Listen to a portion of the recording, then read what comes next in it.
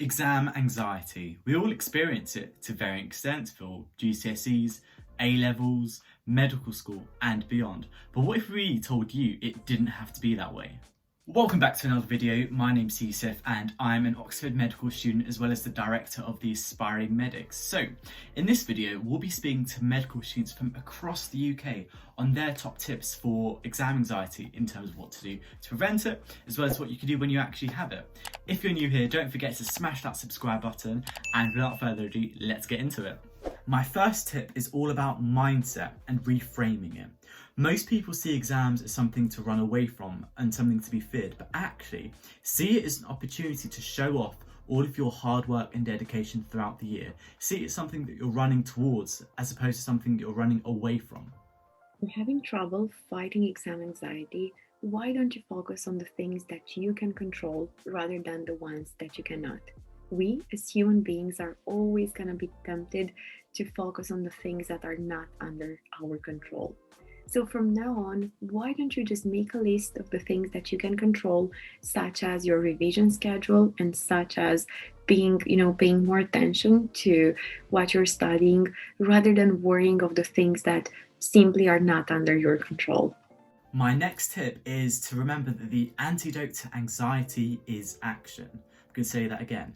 The antidote to anxiety is action.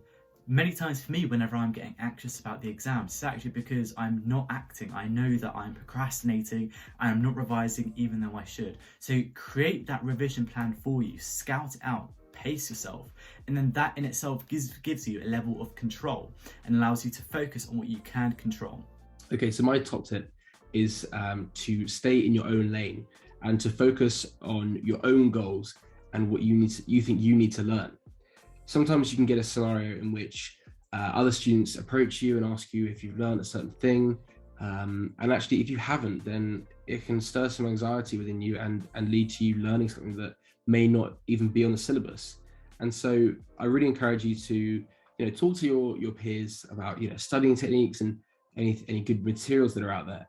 But in terms of actually setting goals and sticking to your goals, I think definitely stay in your own lane and focus on what these are and don't really stray from it too much. I hope that helps. My next tip is to be very intentional with your own revision, and those are going to be in terms of implementing the principles of both active recall as well as spaced repetition. Active recall is your friend and you can implement that through Quizlet, Anki or any other flashcard system, and I'd recommend it to be online. And what I mean by being intentional is also being very, very clear on the topics that you'd like to focus on. So that's both in terms of tactics and strategies. By being this intentional, this will mean that you'll be able to be as effective and as efficient as possible with your revision. So one really useful tip for exam revision is to try and use the examiner's reports and the mark schemes as wisely as possible. Both the examiner's reports and the mark scheme will give you a really good indication of what you actually need to know. Usually the curriculums are quite extensive and there's a lot of stuff that you need to cover, and it is important that you try to go through all that stuff.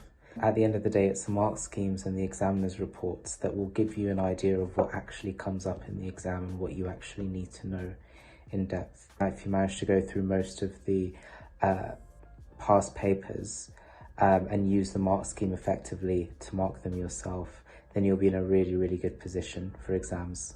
One other technique that you can use in order to improve your exam performance and to deal with your exam anxiety is to make a list or a spreadsheet of the topics that you're not so good at. I know it's always more tempting and rewarding to only do the questions that you know and to only cover the topics that you are familiar with. However, that's not going to be productive and beneficial. So why don't you just create a list with the things you're not so comfortable with or not so confident in and try to improve those, and you'll see how your performance and also your motivation will improve. Okay, so when we talk about exam tactics, we always refer to mark schemes and past papers. So the key things about past papers and mark schemes is that they allow you to test your knowledge. So we all know that revision involves a lot of memorization from quotes, dates and formulas. So by answering past papers, you'll be able to understand and identify key topics that you'll need to know really well.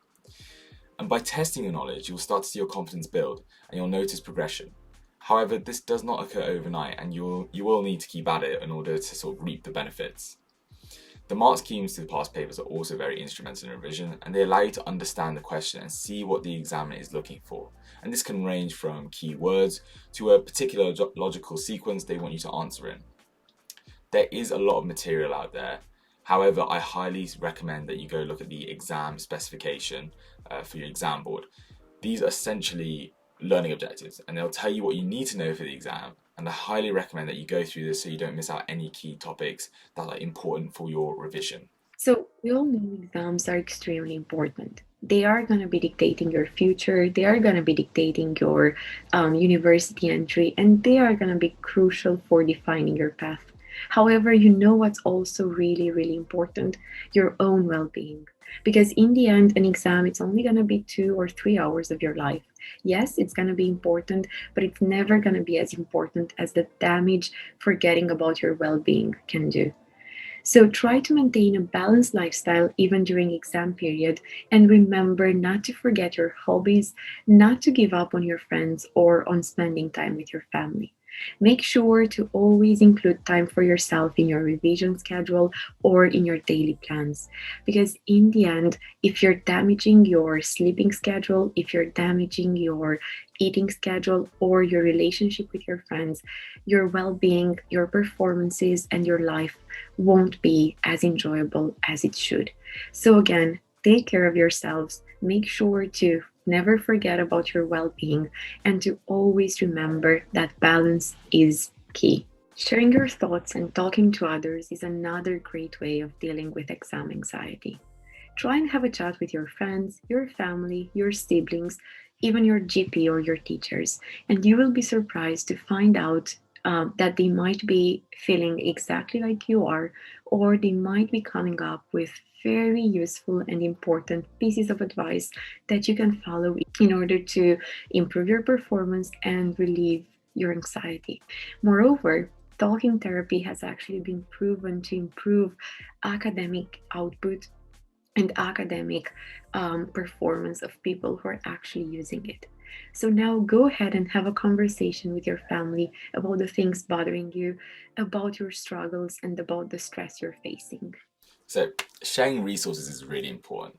The more you give to others, the more life you will receive. I do acknowledge that exam season is very competitive and that everyone wants to be on top.